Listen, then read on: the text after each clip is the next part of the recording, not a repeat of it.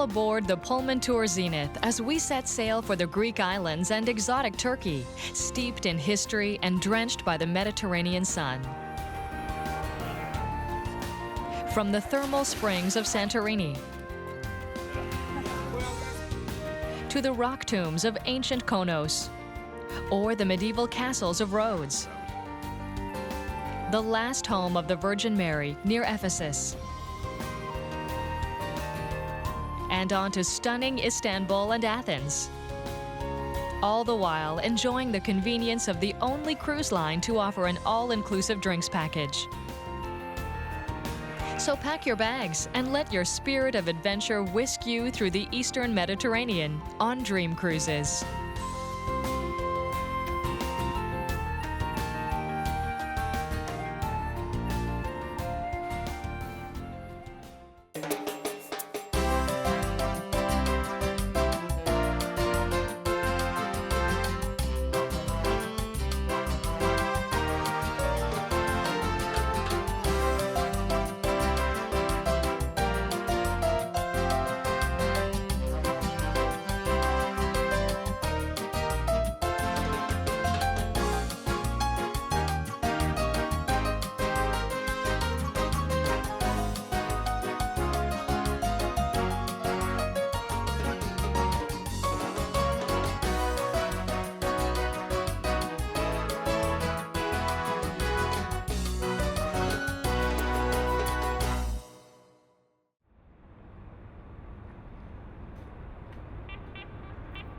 For millennia, Athens' port city Piraeus has been the point of departure for countless voyages of discovery, and today, it is your turn.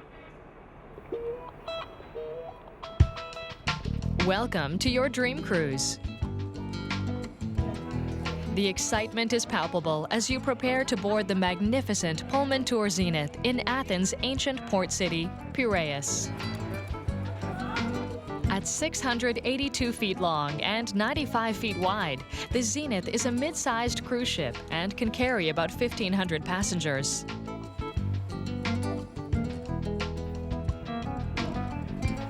The sumptuous reception area, with stunning sculptures and other fine touches, is your first contact with the crew, whose friendly demeanor sets the tone for the rest of your trip. You'll want to settle in and get exploring right away, so the crew and helpful layout maps throughout the vessel will get you oriented quickly. Tours of the ship are available if you like, or we can just start to explore on our own. Enjoy the view from the sun deck or grab a quiet drink at the marina bar. Then, enjoy the sunset as the crew prepares to set sail. Our dream cruise will take us from Athens, the birthplace of Western civilization, around the Greek islands and Turkey. One of the best parts of cruising is being able to enjoy all the pampering and conveniences of a luxurious, all-inclusive resort. Activities for the kids, spa and fitness facilities, shops, restaurants, bars, while traveling from one fascinating port of call to the next. You only need to unpack once, yet wake up refreshed to make new discoveries every day. Tonight, we'll watch the lights of Piraeus slip away in the moonlight before heading to the Broadway Show Lounge for the evening's entertainment. The Broadway Show Lounge spans decks 7 and 8 near the front of the ship.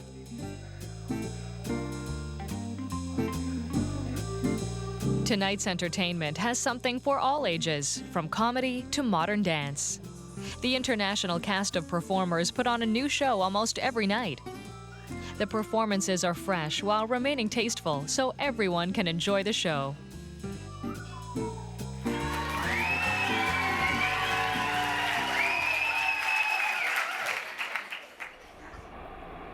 It will soon be time to settle in for the night. The Zenith offers a wide range of accommodations to satisfy every budget and group size. You can choose between inner and outer cabins, with either single or double beds, and fold-down bunks for families or larger groups. Whatever size you choose, all rooms are well appointed and impeccably clean.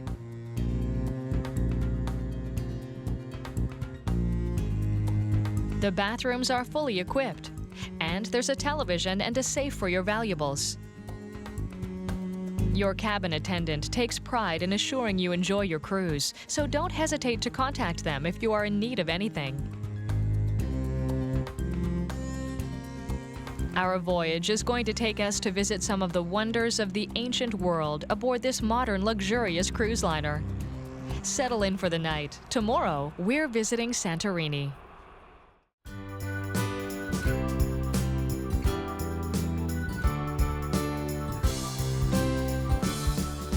Welcome back aboard the Pullman Tour Zenith for our 7-day cruise through the Greek islands to Santorini. Up the Turkish coast to Marmaris, Izmir and Istanbul, then back through the Cyclades to Mykonos and Athens. Your floating home has a wealth of comforts to discover, so let's start with breakfast on deck before we cast anchor. The Windsurf Buffet Cafe and Grill aft on the marina deck is a beautiful spot to enjoy the sea air while our ship approaches Santorini. Early risers can enjoy coffee, pastries, and juices from 6:30 a.m., with the full buffet opening at 7. Santorini's history stretches back 5,000 years to the Bronze Age Minoan civilization, so let's enjoy a hearty breakfast before starting to explore. Whether your tastes run to fresh fruit and yogurts, cold cuts, eggs, sandwiches, sausages, or bacon, the choice is up to you. There's plenty of steaming hot coffee and fresh juices for you to enjoy, either inside or out on deck in the morning sunshine.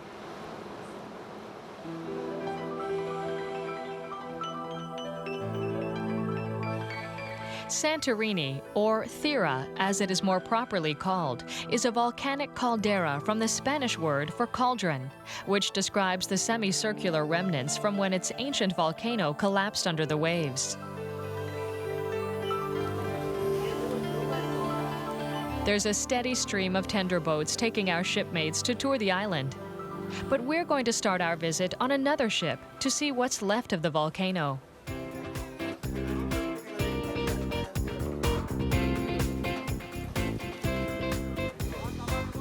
Be sure to put on some comfortable shoes for the boat trip and climbing the volcano.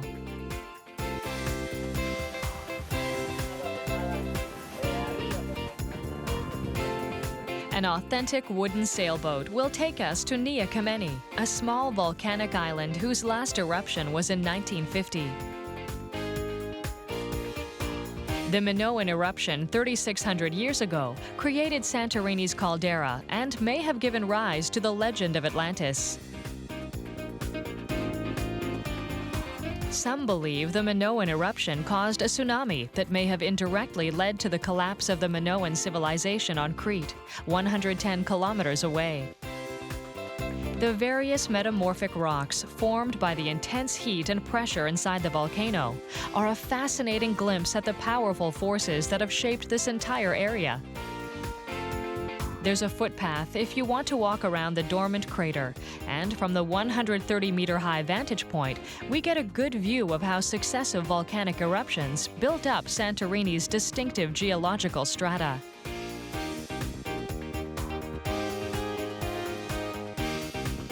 Leaving Nea Kamenni on our yacht, we're in for another treat, a swim in the warm waters of the Aegean Sea, heated by the thermal vents from the sleeping volcano.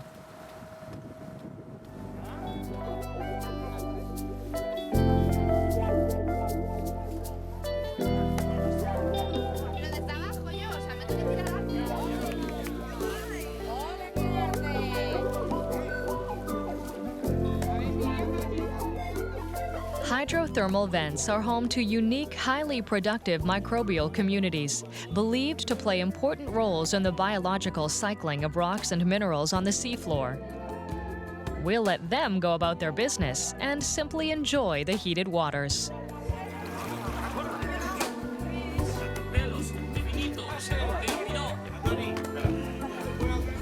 It's magical moments like these that make our dream cruise so memorable. a chance to soothe the body while learning about the fascinating geomorphology of this area. The last tender boat to the Zenith leaves at 5 p.m., so we've got some time to go ashore and continue exploring.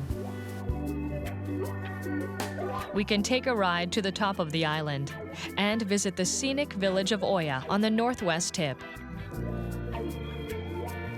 The blue painted cupola and whitewashed walls of Panagia Church, one of the titles of the Virgin Mary in the Orthodox tradition, are typical of the Cyclades. The village sits on top of a hill and at 150 meters is known as the Eagle's Nest for its views of Nea Kamenni.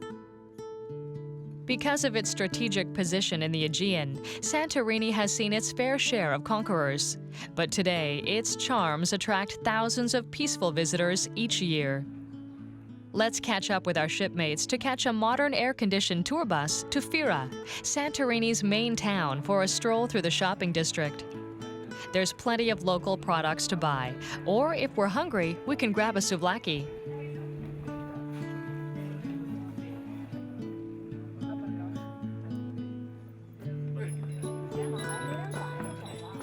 We can take a donkey ride back to sea level if we're still feeling adventurous, or descend the 600 steps ourselves. Just be careful where you step, as the donkeys often leave surprises for the unwary. Some animal welfare groups have objected to how the donkeys are treated, so don't feel pressured to accept a ride if you have any concerns.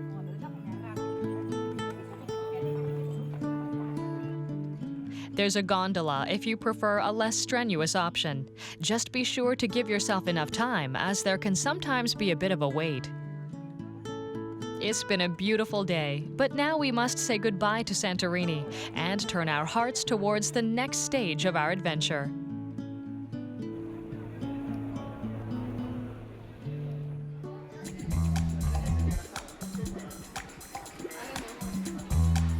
Dinner is at 7:30, so how about a little something sweet at the Plaza Cafe? There's chocolates, candies, and lollipops if you're in the mood for a treat, or if you're with a little person who deserves a little spoiling. There's nothing quite like a fine coffee at the end of the day, and the ship's barista can prepare you one any way you like it.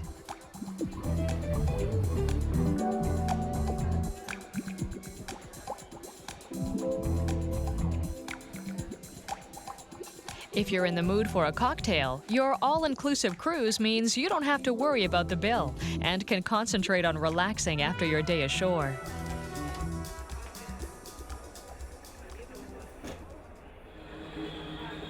Watch Santorini slip away behind us. Then we'll go back inside to get ready for a special evening.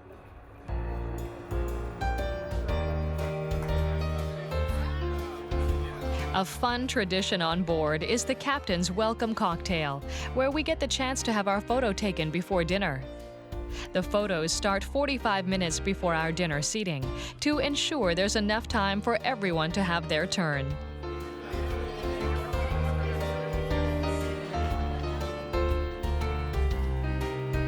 It's a formal affair without being stuffy, and a great opportunity to mingle with our fellow passengers and crew. Next, it's on to the Caravel restaurant for dinner. The elegant Caravel dining lounge on the Galaxy Deck, or Deck 7, offers a la carte dining, and the attentive staff is always ready with a suggestion or to answer any questions. The atmosphere is festive for guests of all ages, and there's a wide range of delicious options on the menu, from carpaccio to roast chicken and steak.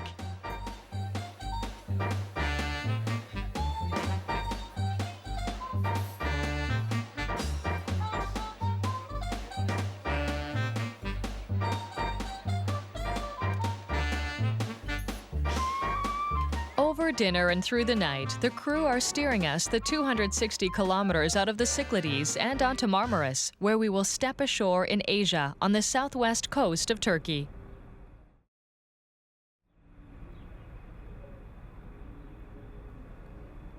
Welcome to Marmaris, Turkey, on your dream cruise through the Greek islands and eastern Aegean Sea. A quiet fishing village until the 1980s, Marmaris is now a major tourist destination and a popular overwintering spot for cruising boaters to moor their yachts. Nestled between two mountain ranges sloping down to the sea, Marmaris retains its natural beauties and is a jumping-off spot for day trips to the island of Rhodes, the Dalian mud baths, and the Lycian tombs of the ancient city of Mykonos.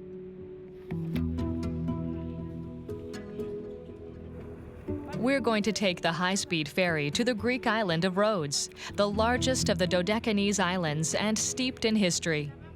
As we will be traveling from Turkey back to Greece, remember to bring your passport or ID. The trip takes about an hour, so there's time to chat, read, or relax as the mood strikes you. Rhodes' charms enchant you the moment you step ashore. From its many fountains to the two modern bronze deer statues at the mouth of Mandraki Harbor. This is where the 30-meter-tall Colossus of Rhodes, one of the 7 wonders of the ancient world, is believed to have stood until an earthquake destroyed it in 226 BC. A short bus ride takes us to the Acropolis of Rhodes from the Hellenistic period between the 3rd and 2nd century BC. The old stadium with its rows of seats is well preserved, while the theater has been reconstructed.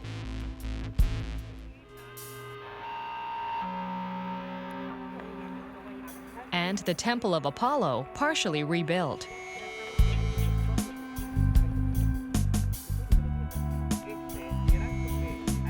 The site was originally excavated between 1912 and 1945 by the Italian School of Archaeology at Athens.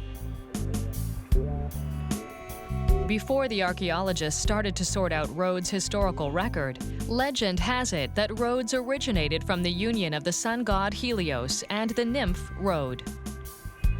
Our next stop is the Palace of the Grand Master, built by the Knights Hospitaller after the Byzantine era ended in 1309. The Knights of Rhodes, as they became known, rebuilt the city in medieval European style and are responsible for many of the famous monuments that survive to this day. Eventually, the Knights were run out of Rhodes by Suleiman the Magnificent in 1522, ushering in 4 centuries of Ottoman rule. After being seized by Italy in 1912 and occupied by Germany after the Italian surrender of 1943, Rhodes and the other islands of the Dodecanese were united with Greece in 1947. The palace is now a museum and has hosted millions of visitors eager to learn about Rhodes' colorful and complicated history. A beautiful statue of Laocoon and his sons depicts a scene from the Trojan War. According to Virgil's Aeneid, Laocoon had attempted to reveal the ruse of the Trojan horse, so Poseidon sent sea serpents to kill him and his sons. We can ignore Laocoon's famous warning to avoid Greeks bearing gifts today, as the welcome we've received on our dream cruise through the Greek islands will be a memory to treasure always.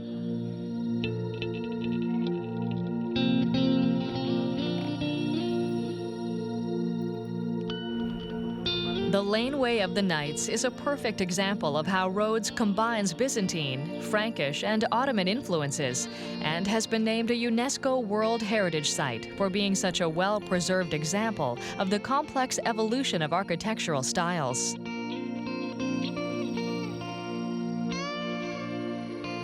While we've been exploring Rhodes, some of our shipmates have had an altogether different adventure. It's a short boat ride up the Dalian River from Marmaris to arrive at the mud baths for a dip in the warm waters and a chance to cover yourself in therapeutic mud.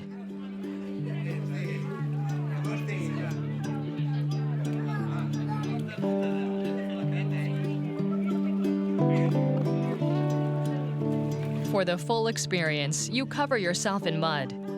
Let it dry. Then rinse off before taking a dip in the thermal bath.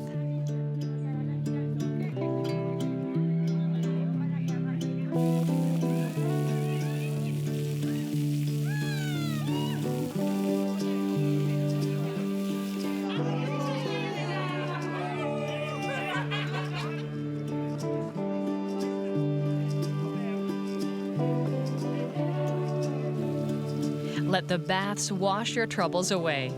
Then there's time for a drink before heading back to ship.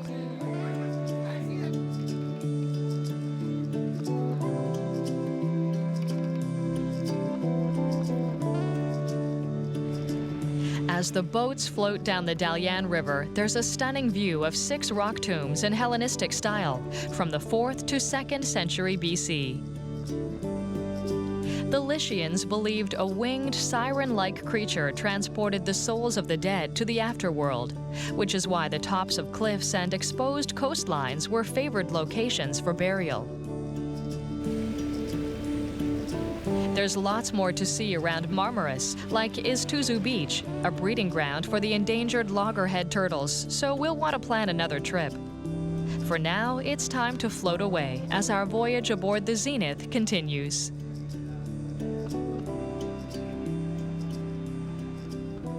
Enjoy the beautiful blue skies as we continue on towards Izmir.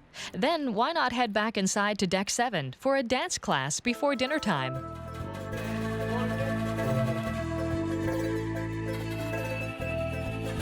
Whether you're an accomplished dancer looking to brush up on your skills, or an absolute beginner just taking the plunge, your instructors will be sure to set you off on the right foot.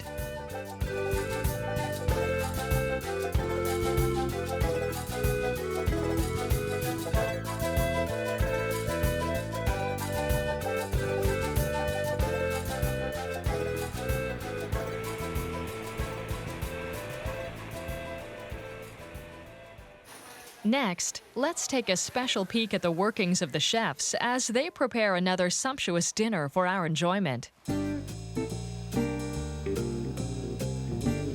The kitchens are impeccably clean, and the staff work with concentration and efficiency, all with one goal: to serve their guests the best meals possible.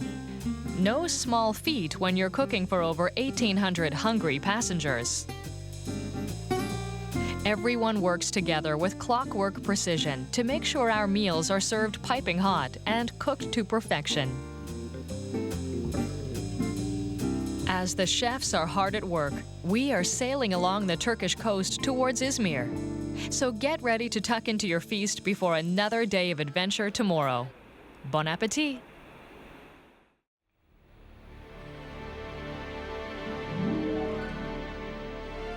The morning sun greets us for another day aboard the Pullman Tour Zenith for our 7-day cruise through the Greek islands and Turkey. This morning, we are arriving in Izmir and a chance to explore the ancient site of Ephesus, one of the 12 cities of the Ionian League. Izmir, formerly by its Greek name Smyrna, is the 3rd most populous city in Turkey, and with 3,500 years of recorded history, is one of the oldest settlements in the Mediterranean basin. A bustling port, it is Turkey's primary maritime gateway to the world, and home to a rising middle class of young urban professionals.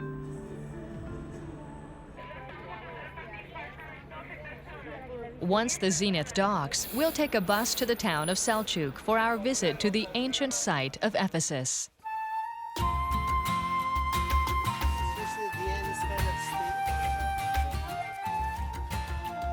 In the 7th century BC, 12 Ionian city-states in Asia Minor, the westernmost protrusion of Asia corresponding roughly to modern Turkey, formed the first alliance of city-states in the region. The Ionian League, as it became known, persisted in various forms until the time of the Romans, and Ephesus achieved fame as a cult site of the goddess Artemis, whose temple was one of the 7 wonders of the ancient world. Little remains of the temple, but the 25,000-seat theater is well preserved. Used for peaceful entertainment during the Hellenistic period, it was later the site of gladiatorial contests in Roman times, and a gladiator graveyard was unearthed in 2007. Of the many well-preserved ruins, only 15% of which are believed to have been excavated to date, the most iconic is the Library of Celsus. Built in 125 AD, it once held almost 12,000 scrolls and faces east, so its reading rooms could make the best use of the early morning light.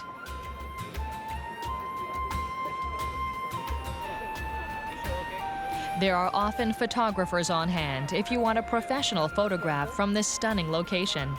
Then it's back on the bus for our next visit.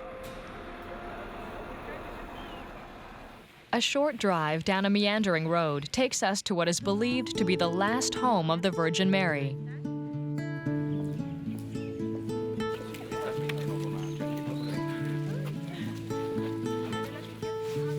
In the 19th century, Anne Catherine Emmerich, a bedridden Catholic nun, had a vision of the location of Mary's last home. Catholic pilgrims believe it is where she was taken by St. John until her Assumption, when her bodily form was taken up into heaven. While never officially authenticated by the Vatican, the site has been visited by several popes, and Emmerich herself was beatified by Pope John Paul II in 2004.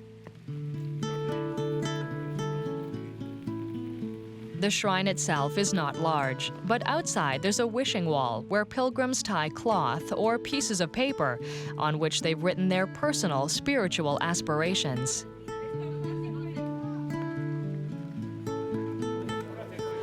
After our visit, we can pick up some souvenirs or a book about the shrine at the gift shop before heading back to the ship.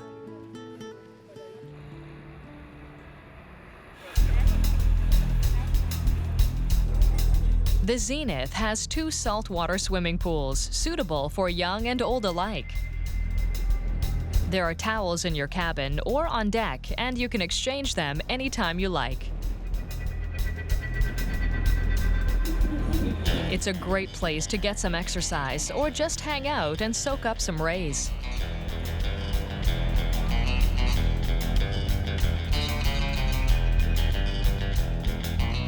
If you're still in need of cooling off, come to the Rainbow Disco on Deck 8, where the chefs have a surprise for you. Any true artist knows that their craft is in constant evolution, and the master chefs on the Zenith are no exception. From delicate fruit sculptures to desserts as beautiful as they are unctuous, the chefs are eager to share with you some of the secrets of their trade.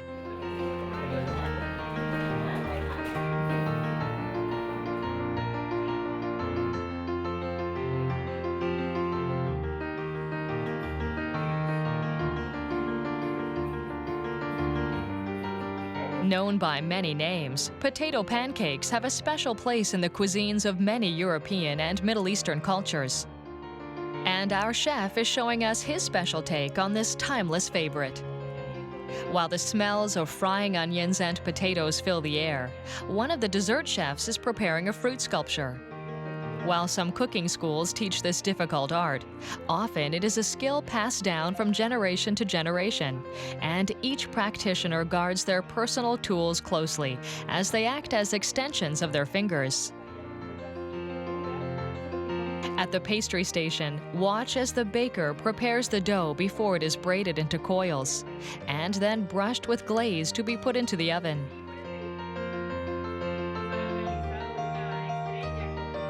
The sky is the limit as our chefs' imaginations take flight.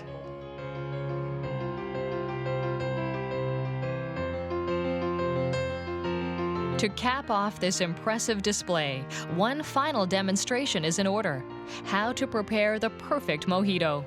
A refreshing combination of white rum, cane sugar, lime juice, sparkling water, and mint. Bottoms up.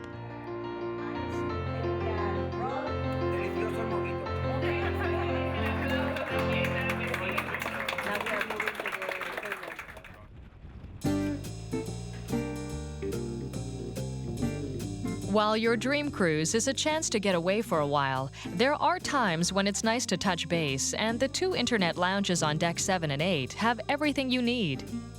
Whether for business, emails to friends and family, or simply browsing, the ship's up-to-date computers will get you connected in no time. Wi-Fi hotspots are also available throughout the ship if you prefer using your own devices. From Izmir, we set sail towards Istanbul, capital of 4 empires and the second most populous city in the world.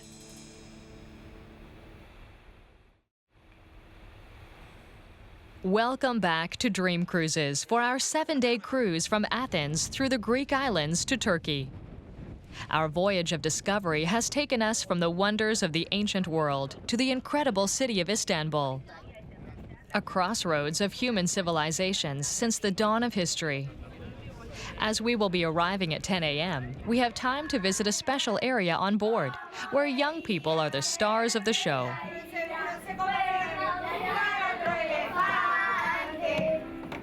The Tibu and Capi clubs amidship on Deck 8 are a place for children from 3 to 11 years old to enjoy organized activities with the ship's energetic and attentive staff.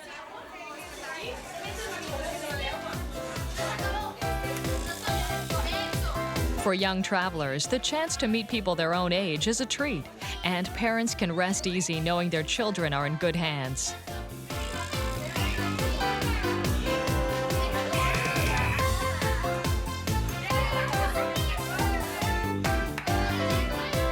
There is also an area for teens and even a games room if the mood strikes.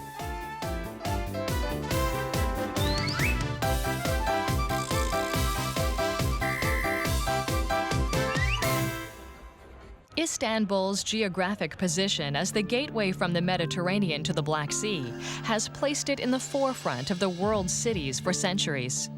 With such a vast city to explore, the choice of what to do is up to you. Different excursions are available, offering various overviews of the major sites and cultural attractions, or focusing on the history of the Ottoman Empire.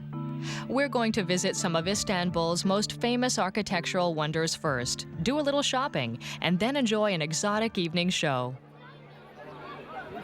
The Hagia Sophia, completed in 537 to be the seat of the Patriarchate of Constantinople, was the world's largest cathedral for nearly 1,000 years. Its famed dome is perhaps the finest example of Byzantine architecture, and so impressed the Ottoman Sultan Mehmed II that he had it converted into a mosque when Constantinople was conquered in 1453. Since 1935, it's been a museum and has been inspiring visitors ever since. Hagia Sophia's long history has seen its famous mosaics vandalized and plastered over, but restoration work begun in the 1930s has seen many of them restored.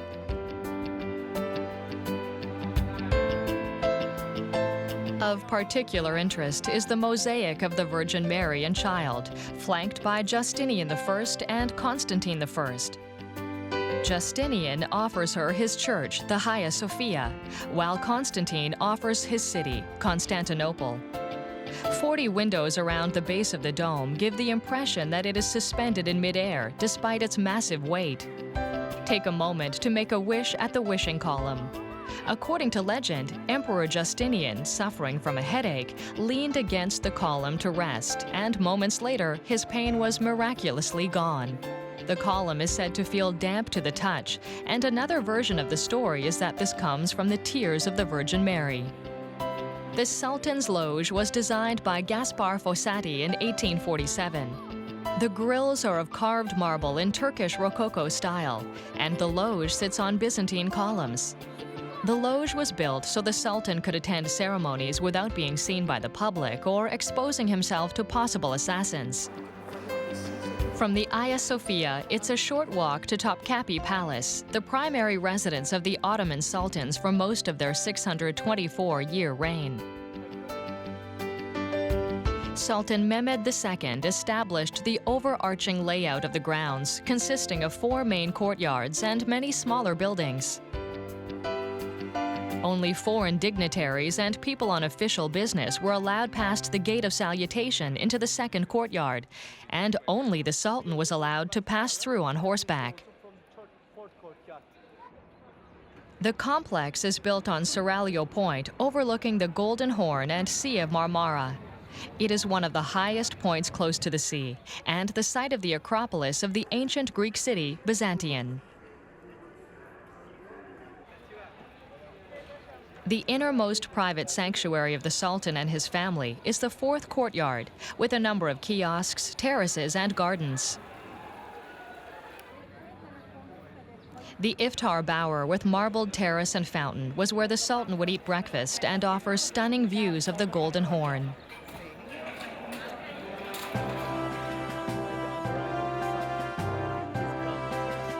At the height of its powers, the Ottoman Empire controlled much of Southeast Europe, Western Asia, and North Africa, and Sultan Ahmed I decreed in 1609 that a mosque be built to reflect its glory. The Sultan Ahmed Mosque, or Blue Mosque as it is more popularly known, was the last great mosque of the classical period of Ottoman architecture.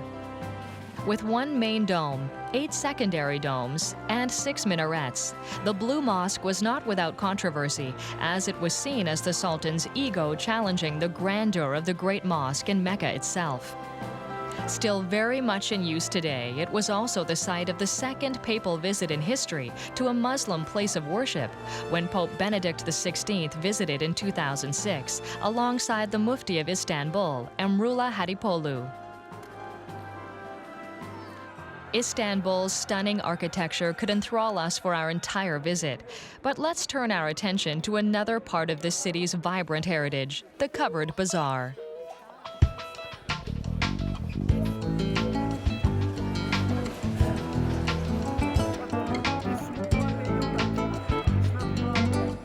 Shortly after the Ottoman conquest, Sultan Mehmet II had a market built for the trading of textiles on the third hill of Istanbul.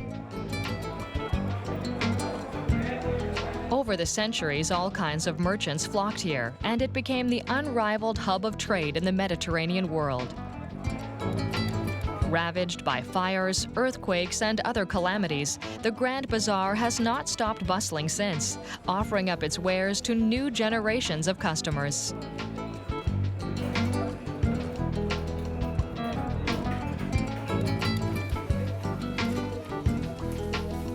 After the shops of the Grand Bazaar, we've got time for one more stop before getting back aboard the Zenith: dinner and a show.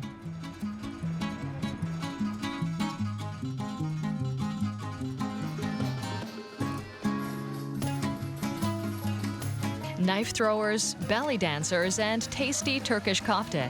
It's a fantastic way to wrap up our day before getting aboard at 11:30 and setting sail at midnight. Tomorrow, we pass through the Dardanelles on our way back to the Greek islands. Welcome back to Dream Cruises as we journey from Istanbul back to the Greek islands. We are retracing the paths of such mythical figures as Jason and the Argonauts, as well as those of other heroes from difficult periods of more recent history. As we sail through the Dardanelles, we are passing the peninsula of Gallipoli, the site of one of the bloodiest struggles of the First World War. A defining moment in the birth of modern Turkey, a last-ditch defense of the home country from invasion while the Ottoman Empire was disintegrating. The sacrifice of the defeated Australians and New Zealanders is also viewed as the crucible from which their individual national identities were born.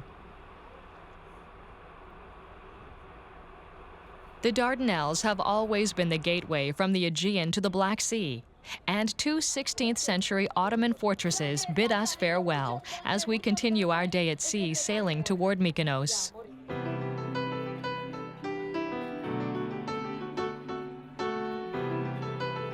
Let's enjoy our time aboard with a quiet lunch in the Caravel Buffet, and then browse the duty-free boutiques. We'll sail through the night and arrive at Mykonos at 8 a.m.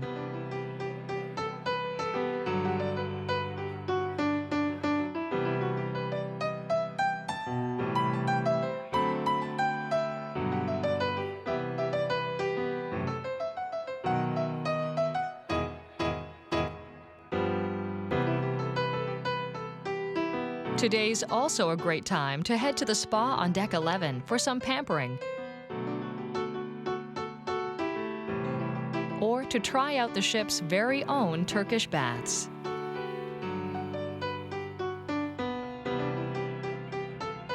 We can catch the show in the Broadway lounge, hit the rainbow disco, and then get a good night's sleep before Mykonos. As the pink dawn spreads her fingers over Mykonos, we prepare for the last excursion of our cruise. Famed for its sailors and fishermen, Mykonos today is a popular stopping spot for visitors to the Cyclades, the Greek islands surrounding the sacred island of Delos, the mythical birthplace of Artemis and Apollo. Today we're going to cut loose and take a jeep tour with the top down around this beautiful Greek island, so buckle up. 8 kilometers from port is the village of Anomera, with its panoramic view of the island. The monastery of Panagia Turliani, founded in 1542, is a classic example of Cycladic architecture. Dedicated to the protectress of Mykonos, the church was very important to the inhabitants during the German occupation.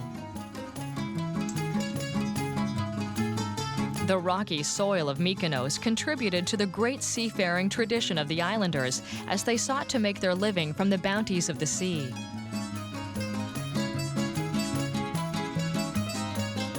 Agrary Beach is one of the quietest and most expansive on the island, with a restaurant nearby if you're in the mood for a bite to eat. Making our way around the island, we come next to Ornos Beach with a fantastic view of the sea.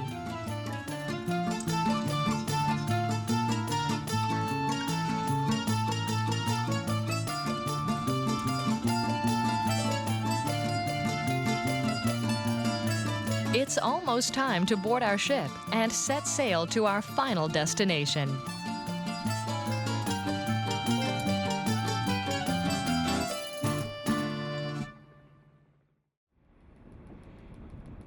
Our dream cruise aboard the Zenith has covered over 2,000 kilometers and has taken us from the wonders of the ancient world to the bustling, vibrant heart of the Greek islands and Turkey.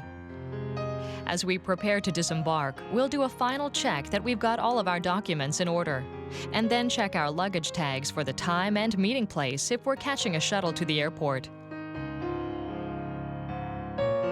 If you've got time before your connection, there are tours of Athens to enjoy. Either the archaeological sites of the Old City that give us such a fascinating glimpse into the Hellenistic and Roman periods that gave rise to so much of Western civilization, or excursions into the old neighborhood of Plaka. Built on top of the residential area of ancient Athens and known as the neighborhood of the gods because of the Acropolis nearby, its labyrinthine streets and neoclassical architecture are a magnet for visitors from around the world. Our time aboard the Zenith has allowed us to discover the Greek islands and Turkey, an experience that has only piqued our appetite for more adventure. So keep a bag packed. Until next time on Dream Cruises.